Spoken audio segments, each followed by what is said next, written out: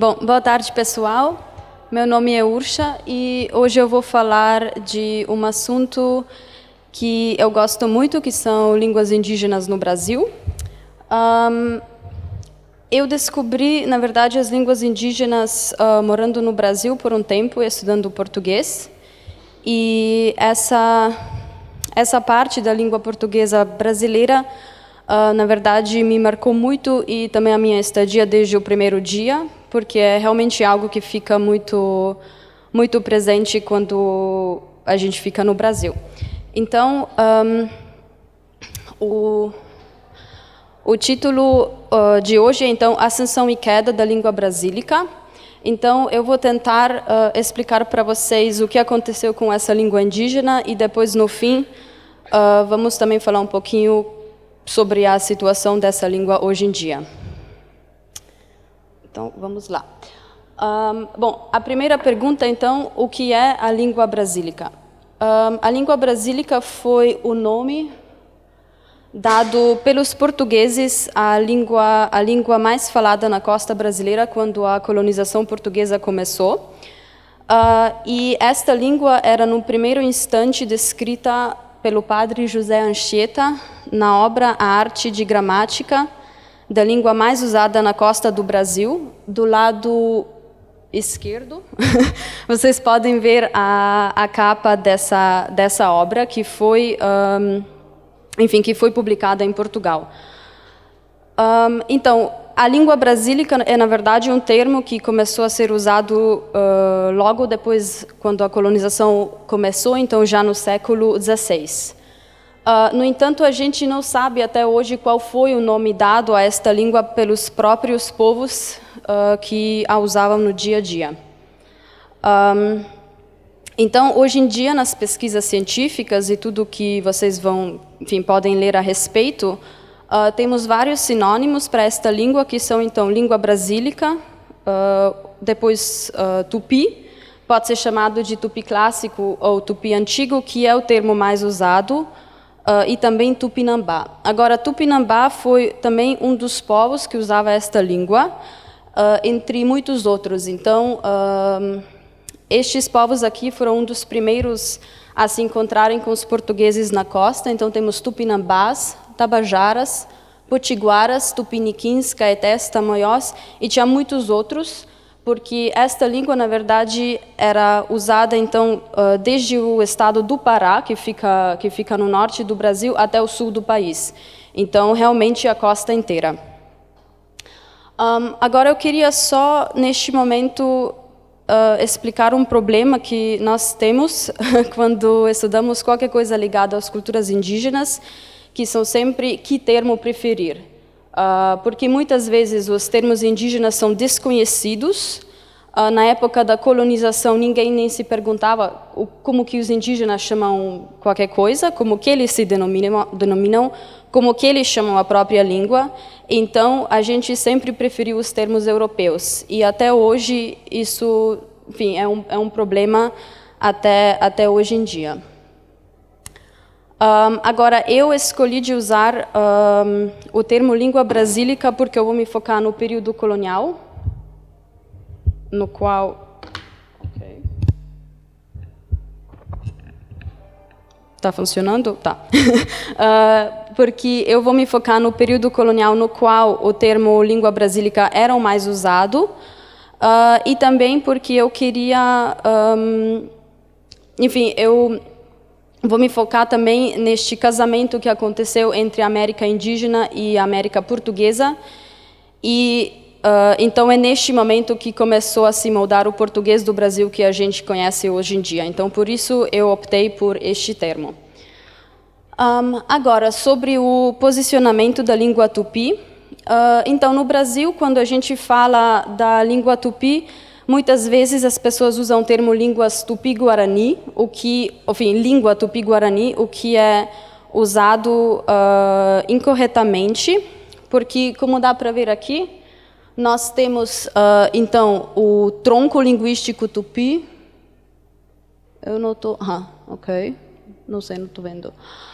Depois temos 10 famílias linguísticas, e uma das famílias linguísticas é Tupi-Guarani, e dentro desta família linguística nós temos língua Tupi e nós temos a língua Guarani. Então, trata-se de duas línguas diferentes, né, da mesma família linguística, no entanto, elas são diferentes.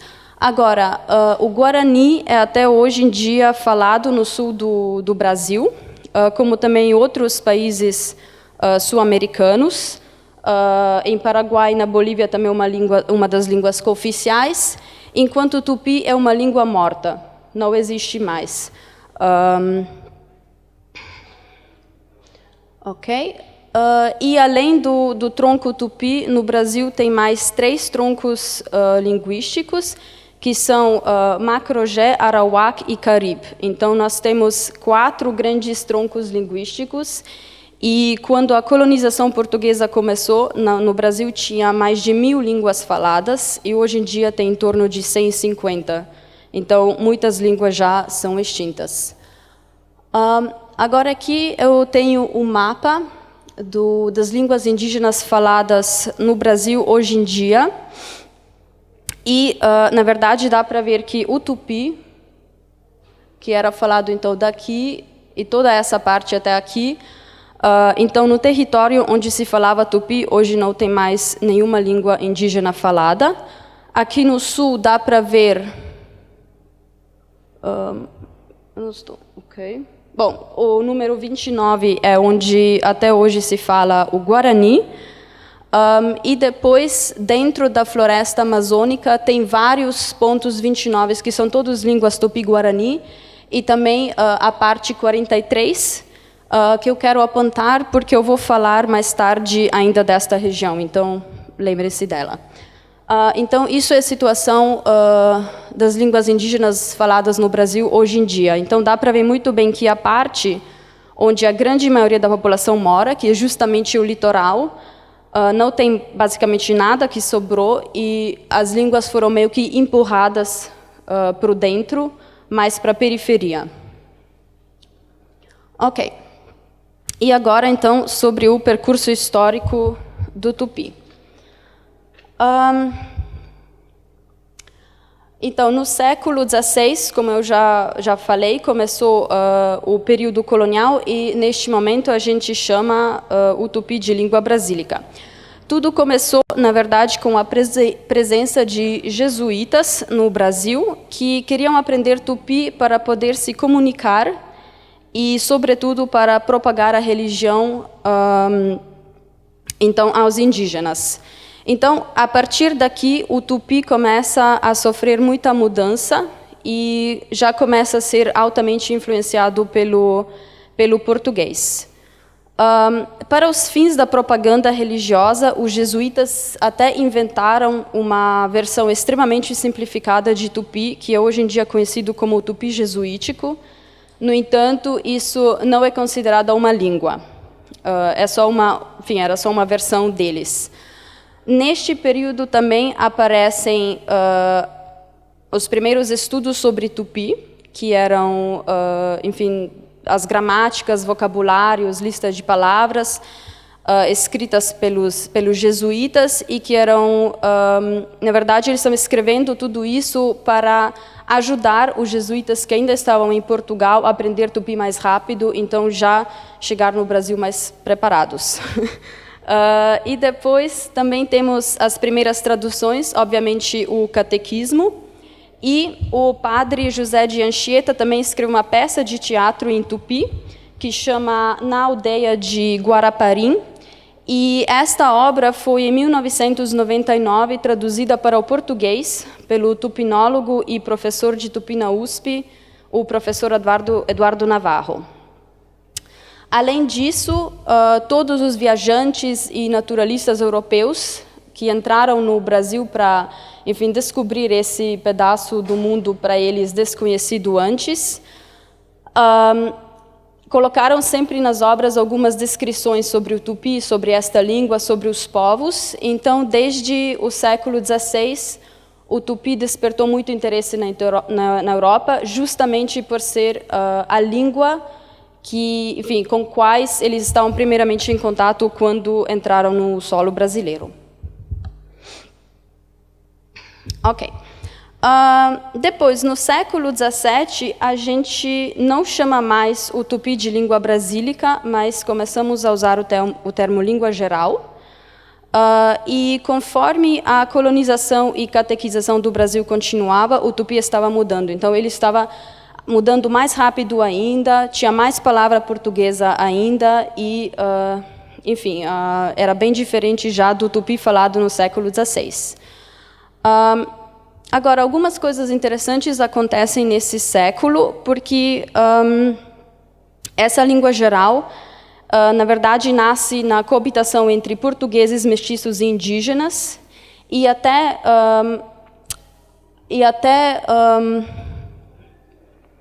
torna-se a língua franca da região do Pará e Amazonas e a língua materna das crianças nascidas nos casamentos entre mulheres tupi e os homens portugueses, o que era bem comum na época.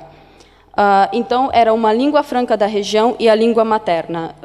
Os séculos XVI e XVIII são também, na verdade, os dois séculos no qual a língua geral era no seu auge e era muito, muito usada no dia a dia, até que temos dados que tinha para cada 3 falantes de tupi na época, tinha um falante português. Então, a grande maioria da população falava tupi, ou a língua geral, e assim, na verdade, isso durou quase 2 séculos, que o tupi era a língua da maioria do sistema colonial, e o mais importante ainda, era uma língua usada em todas as camadas sociais. O português, por outro lado, continuava a dominar a parte administrativa do país. Na Carta Régia, numa das Cartas Régias de 1689, a língua geral tornou-se a língua oficial do estado do Grão-Pará e Maranhão. Então, ela foi oficializada e isso realmente mostrou como esta língua era importante naquele momento. Mais tarde, reconheceram no Brasil 2 versões de línguas gerais. Uma era a língua geral amazônica e a outra era a língua geral paulista. A língua geral paulista era, então, a versão sulista dessa língua geral e que era usada principalmente pelos bandeirantes. Bandeirantes eram pessoas que estavam descobrindo territórios novos no interior do Brasil, em busca de escravos e ouro. E junto com a invasão e povoamento dos lugares, eles trouxeram esta língua geral com eles. Então, hoje em dia, por exemplo, no interior do estado de São Paulo, Goiás, Minas Gerais e Mato Grosso do Sul, onde historicamente o tupi não era falado, nós temos muitos lugares com nomes em tupi, o que é uma coisa muito interessante de se ver. Então, toda essa situação que o tupi era a língua que a grande maioria das pessoas no Brasil usavam, começou a preocupar um pouquinho Portugal, e aconteceu nos meados do século XVIII que proibiram o uso da língua geral na colônia, no Diretório de 1758, conhecido também como Diretório de Índio. Além desta medida, o atual ministro Marquês de Pombal tomou outras medidas e o objetivo, na verdade, era lusitanizar a Amazônia. Então, quais foram as outras medidas? Expulsaram jesuítas do Brasil, oficializaram a língua portuguesa, que então, daqui em diante, não dominava só a parte administrativa, mas também era a única língua presente na escola. Atribuíram os nomes lusitanos aos indígenas e introduziram o vestuário e costumes de Portugal. Então, o objetivo, como também colocaram no diretório, era civilizar e dignificar os indígenas. Então, obviamente, não tudo mudou de um dia para o outro, né? Então, demorou alguns tempos, algumas décadas, para que a língua geral perdeu a importância na colônia, e isso aconteceu mais ou menos em meados do século XIX. No século XIX, também o termo língua geral não foi mais em uso, mas preferiram o termo Nhengatu. Agora, o Nhengatu seria aquela última fase de Tupi antigo, também chamado hoje em dia de Tupi moderno, e é, na verdade, o que sobreviveu desta língua. O Nhengatu já é um nome em Tupi e significa língua boa, o que vem e é composto de duas palavras, Nheng, que significa falar em Tupi, e Katu, então língua boa na tradução. Este termo foi introduzido por Couto de Magalhães e hoje em dia no Brasil consta-se que tem mais ou menos 4.500 pessoas falando esta língua. Agora, o Nhengatu é também falado na Colômbia e Venezuela, e tudo junto consta-se que tem mais ou menos 19.000 pessoas falando esta língua. E, então, no fim desse século, então no fim do século XIX, quando a região de Amazonas e do Pará começou também a se desenvolver num sentido econômico, enfim, começou a se desenvolver mais rapidamente, começou o verdadeiro declínio de uso de Nhengatu, e isso, na verdade, aconteceu por várias razões. Então, num primeiro instante, o Nhengatu foi empurrado fora das grandes cidades, porque muitos imigrantes novos chegaram, e chegaram principalmente das outras regiões do Brasil, onde o português já era bem usado. E mais tarde, isso também aconteceu no Amazonas, principalmente com o ciclo da borracha. Na região amazônica, de novo, chegaram muitos imigrantes novos, falando apenas português, e o Nhengatu, na verdade, perdeu importância no uso no dia a dia, e aos poucos foi empurrado na periferia destas cidades e mais tarde na periferia destas regiões. Então, hoje em dia... Ok, voltando. Então, hoje em dia, o Nhengatu, por exemplo, se fala no extremo noroeste do Brasil, que é aquele número 43 que a gente viu no mapa do Brasil, e é só lá. Então, basicamente, o Tupi, que foi falado na costa, foi empurrado no extremo noroeste, né? Isso aconteceu mais ou menos neste período aqui. Agora, junto com o declínio, já apareceram as primeiras obras em Nhengatu. Então, foi, por exemplo, O Selvagem, de General Couto de Magalhães. No início desta obra, ele também nos apresenta um curso da língua tupi, Viva ou Nhengatu, e é ele que introduziu este nome. Depois temos a obra Poranduba Amazonense, de João Barbosa Rodrigues. Aliás, Poranduba é um nome em tupi e significa a narrativa do fato histórico.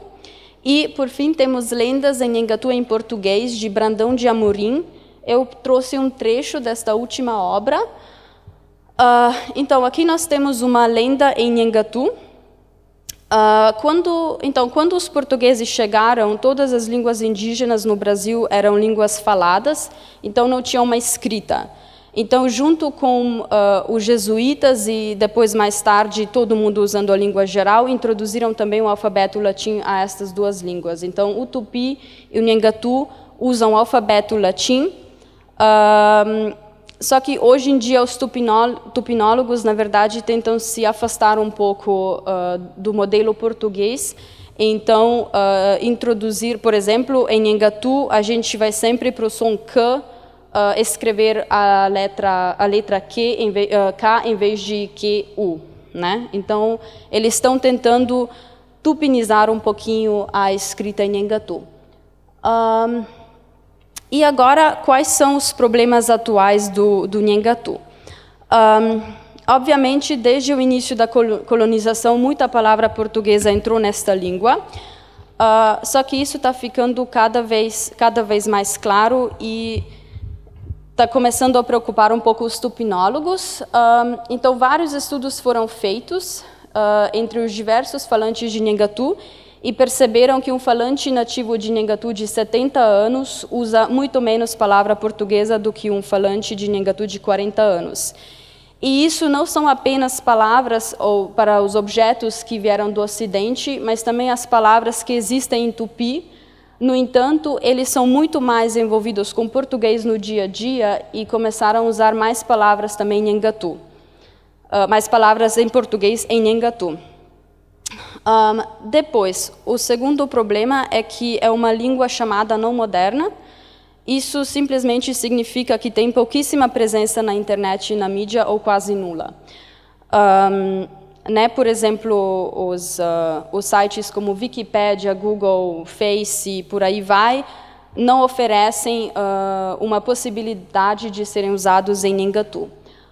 E a mídia também não fala muito em Nhangatu, não. Depois tem uma questão identitária. Agora, no Brasil, ainda existe muito preconceito com tudo que é ligado às culturas indígenas e, às vezes, uma herança indígena não é algo de que eles se orgulham. Então, às vezes, isso é mais fácil esconder do que se orgulhar e também, às vezes, por uma questão de sobrevivência mesmo. Tenho no filme uma notícia boa, que é que a língua Nhangatu se tornou uma língua cooficial em São Gabriel da Cachoeira, que é então naquela parte no extremo noroeste do Brasil, em 2002, junto com mais duas línguas indígenas, que são tucano e baniwa. Mas agora a gente tem que se perguntar o que mudou de verdade. Desde então, os documentos não foram traduzidos ainda em Nhangatu, e tem escolas que oferecem cursos de Nhangatu, porém tem poucos professores. Então, as escolas basicamente não têm recursos para dar aulas em Nhangatu e para alfabetizar as crianças da comunidade em Nhangatu primeiro, o que é a ideia por trás, né? A ideia é para elas se alfabetizarem primeiro em Nhangatu e depois em português. Então, está sendo um pouquinho complicado para eles. Ok, e agora a última parte. Ok. A última parte da palestra, essa última parte eu queria falar sobre as trocas entre tupi e português, e eu queria introduzir essa parte com uma citação de Afonso Roble, que fala: é fato inconteste a onipresença do tupi na cultura brasileira. Isso é justamente o que a gente percebe quando viaja para o Brasil, que tem, além de português, mais uma língua que é presente lá o tempo todo. Então, os pesquisadores também são todos de acordo que, de fato, o tupi era muito importante na construção cultural do Brasil, e isso eu vou agora mostrar um pouquinho como. Então, nós temos, primeiro, a toponimia. A toponimia brasileira é cheia de nomes geográficos em tupi. E isso, na verdade, no Brasil inteiro. Com variações entre um estado ao outro, em alguns tem menos, em outros tem mais, mas, de um ponto de vista geral, é bem presente no Brasil inteiro. Depois, temos muitas palavras referentes à flora e fauna. Isso, na verdade, faz muito sentido, porque quando os portugueses chegaram e tudo que era nativo do Brasil, eles pegaram simplesmente uma palavra em tupi. Então, às vezes, não foram atrás de uma tradução ou alguma coisa assim, mas pegaram a palavra tupi e, até hoje, essas palavras são bem usadas. Eu vou dar alguns exemplos aqui para vocês. Por exemplo, no Brasil, a gente fala abacaxi, o que já é diferente do que em Portugal, onde usa-se ananás. Depois tem mandioca, ipé, pitanga, maracujá, jabuticaba, enfim, quase todas as frutas nativas vão ter um nome em tupi. E a mesma coisa com a fauna. Todos os animais nativos ainda hoje têm um nome em tupi, como, por exemplo, capivara, tatu, sucuri, piranha, sabiá e por aí vai. Tem também alguns nomes próprios que até hoje são bem usados no Brasil, como, por exemplo, Maíra, Moacir, Tainá, Cauê, enfim, são os nomes próprios que são muito fáceis de achar, por exemplo. E, às vezes, as crianças nem são de uma herança indígena. É só um nome bonito que os pais gostaram e que deram para a criança. Depois, também na culinária, tem ainda algumas coisas, por exemplo, como tapioca ou beiju. Mingau também é uma palavra em tupi e uma comida dos povos indígenas. Mais alguns vocábulos que usam-se no dia a dia. A saudação oi, fala-se que é uma saudação tupi e também, de novo, em Portugal, por exemplo, é algo que não se usa, usa-se mais olá. Depois, pipoca, que vem de palavra poc, que quer dizer estourar. Então, na etimologia dá para ver que essa palavra significa pele estourada. Depois temos mutirão. Mutirão, já nas comunidades indígenas, significava pôr as mãos juntos e até hoje tem o mesmo significado no Brasil. Enfim, fazer um trabalho em comunidade, onde todo mundo se junta e faz algum trabalho. Depois, carioca, que é uma palavra para um habitante do Rio de Janeiro. A gente pode talvez reconhecer uma parte dessa palavra que é oca, que significa casa em tupi. Então, carioca significa simplesmente casa do branco. Depois temos muquirana. Muquirana é um exemplo que eu gosto muito, porque em tupi significa piolhos. Então, também, enfim, significa piolhos ou uma pessoa suja ou desagradável. E hoje em dia é uma pessoa que, né, enfim, uma pessoa sovina, que não gosta de gastar dinheiro. E depois, mais dois exemplos bem interessantes, que são dois verbos, socar e cutucar. Os dois verbos foram diretamente pegos do tupi, e só no fim colocamos a terminação para um infinitivo em português. Então, as palavras em tupi são soc e cutuc. Então, daqui a gente já construiu dois verbos em português. O tupi também aparece na literatura brasileira. Então, eu já mencionei todas as obras que aparecem no início do período colonial. Isso, hoje em dia, é conhecido como a literatura tupi jesuítica. Mais tarde, na época do romantismo, os artistas nos apresentam o famoso mito do bom selvagem, onde em obras o indígena aparece como um ser puro, honrado e bravo do mato, e algo que é verdadeiramente brasileiro. Então, era também muito comum na época esses artistas falarem a língua geral e incorporarem algumas palavras em tupi nas obras deles. Alguns exemplos, por exemplo, o Gonçalves Dias e José de Alencar. E mais tarde, já no início do século XX, no movimento de modernismo, é um movimento no qual os artistas recusam tudo que veio da Europa e querem se destacar do modelo europeu e preferem tudo que era brasileiro. E então, os personagens principais eram o indígena, o negro e o mestiço. Então, eles tinham uma estética bem diferente do que no romantismo, ainda assim estão em busca do verdadeiro brasileiro. Pronto, é isso daqui. E depois, no fim, eu preparei para vocês uma parte onde hoje em dia dá para estudar tupi. Agora, esta parte eu dividi em duas partes, o tupi antigo e o nhangatu.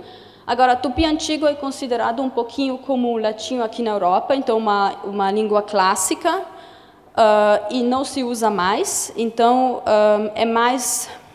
As pessoas estudam essa língua para entender melhor o que aconteceu com o português e o que aconteceu com o Brasil nesse tempo todo, e por aí vai.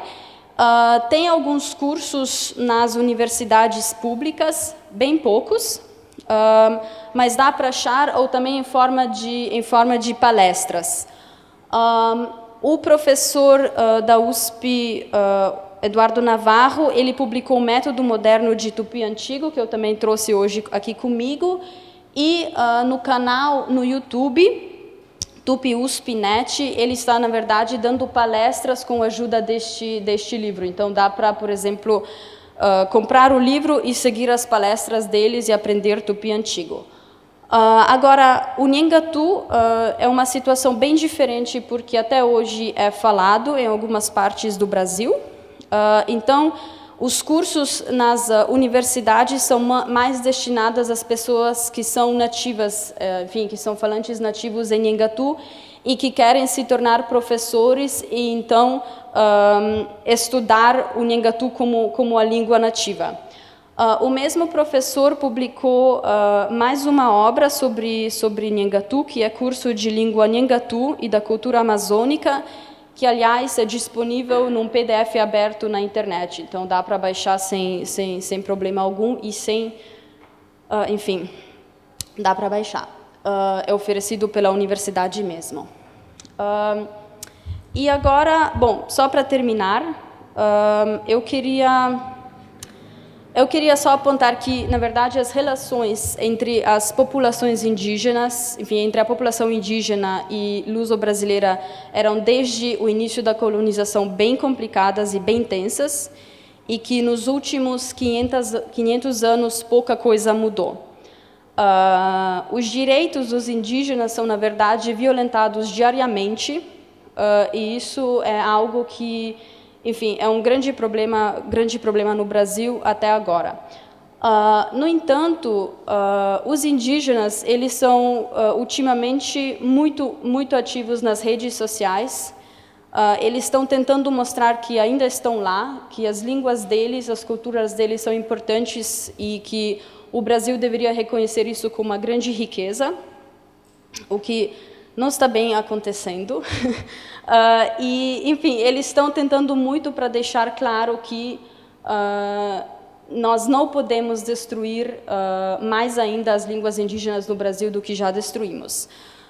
Então, se alguém tiver interesse em conhecer, por exemplo, hoje tem muitos escritores indígenas que estão reescrevendo a história para as crianças, tem muitos cineastas indígenas que estão, enfim, abordando diversos assuntos nos filmes deles.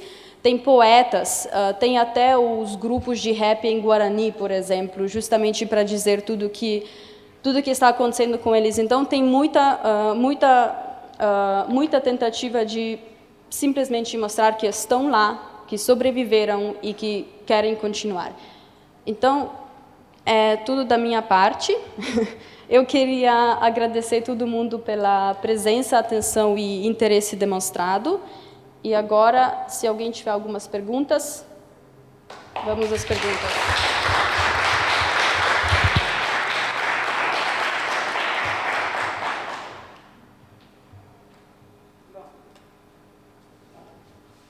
Eu tenho que ler as perguntas. Ok. Então, existe inteligibilidade mútua entre os vários idiomas tupi-guarani, por exemplo, Nhengatu e Guarani do Paraguai. Poderia só explicar um pouquinho? Gregor, era você essa pergunta?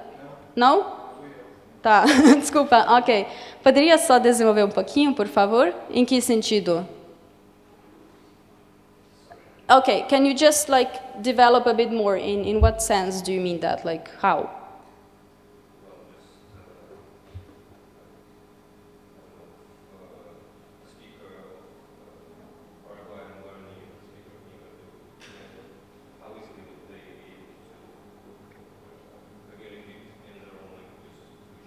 If they can communicate? Então, eu acho que, bom, como eu não falo Guarani de Paraguai, eu não posso dizer, mas eu acho que depende, como eu falei, depende do falante em Nhengatu, porque se tiver muita coisa portuguesa que eles usam, talvez a comunicação seria um pouquinho mais dificultada. No entanto, o Guarani do Brasil e o Tupi eles conseguiam se comunicar, mas tem algumas diferenças, mas dá para se entender, porque são línguas irmãs, ok? Agora, de Paraguai, eu não saberia dizer. Sim? Por exemplo, você falou que casa em Tupi é Oca. Oca. Agora no Paraguai é Oga. Ok. Então é parecido, né? Isso, isso seria um exemplo. Sim. Agora, por exemplo, o Nhengatu já virou Uca, né? Então, já subiu algumas mudanças. Então, talvez seria difícil de dizer como seria com o Nhengatu hoje em dia. Ok. Alguém perguntou se eu falo Nhengatu, de onde surgiu o interesse. Não, eu estudei o Tupi antigo, mas por não estar agora no Brasil, está um pouquinho difícil para continuar os meus estudos, porque a minha melhor motivação, na verdade, é falar com as pessoas nesta língua, o que seria bem difícil de fazer em Tupi. Então, o Nhengatu, com certeza, é na minha lista, e provavelmente agora eu vou fazer o inverso, então vou começar com o Nhengatu e depois passar ao Tupi antigo, o que seria um pouquinho mais fácil também, porque o Nhengatu é uma versão extremamente simplificada de Tupi, então seria talvez mais fácil começar assim. E também, falando do Nhengatu, dá para achar as pessoas com quem eu poderia falar. Então é isso. E o interesse, na verdade, surgiu quando eu cheguei no Brasil. Eu me mudei para um bairro em São Paulo que chama Ipiranga, e eu percebi que isso não é uma coisa portuguesa, e fui atrás. E aí eu fui percebendo que tem muitos lugares assim, e na verdade é através da toponimia que eu fiquei descobrindo o Tupi, e que também surgiu este interesse. Ok. O que significam socar e cutucar? Socar... socar... Sim? Ah, tá. Sei que tinha uma pergunta. O socar significa... bater alguém no rosto, né, socar, e cutucar, por exemplo, se você vai, por exemplo, cutucar uma cobra assim com um pau, né, então meio que mexer nela, ok? Ok. Existem indícios do Tupi ter influenciado o português brasileiro ou o português de alguns estados do Brasil? Sim. Influenciado, isso pode ser em vários níveis. Agora, o Tupi, por exemplo, não influenciou diretamente, por exemplo, a sintaxe em português. Isso não, influenciou mais o vocabulário. Tem algumas pesquisas que até falam que influenciou, por exemplo, em algumas partes de alguns estados a fala em si. Vou dar um exemplo. Em Tupi antigo não tinha a palavra L, R e F, e pelo jeito hoje em dia o sotaque caipira meio que nasceu a partir dessa coabitação entre os indígenas e os portugueses, e por isso que no sotaque caipira, por exemplo, em vez de falar calça, se fala carça ou praca, uma coisa assim. Então, é uma das ideias, mas assim não é bem provado. Ok, ele nunca... ok, qual é a situação do Nhengatu nos outros países em América Latina? Como eu falei, também é falado na Colômbia e na Venezuela. E parece que em todos os estados tem mais ou menos a mesma situação. É falado principalmente na região dentro da floresta amazônica, então é sempre muito afastado do centro, o que dificulta muita coisa, porque a população às vezes nem sabe que isso existe. É um pouco escondido. Agora, qual seria a situação oficial, por exemplo, na Colômbia e na Venezuela? Eu não sei. Eu não sei se é uma língua oficializada, se não é, isso eu não sei.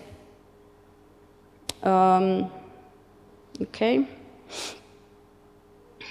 Eu não sei, tem mais alguma pergunta? Eu acho que respondi tudo aqui, né? Acho que sim. Tem mais alguma pergunta? Não?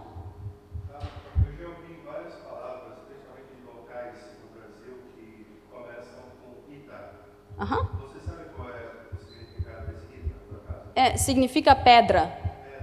Então, por exemplo, tem...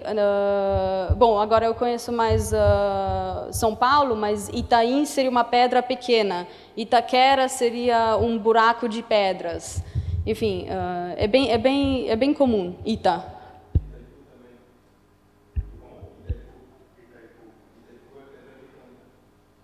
É pedra como?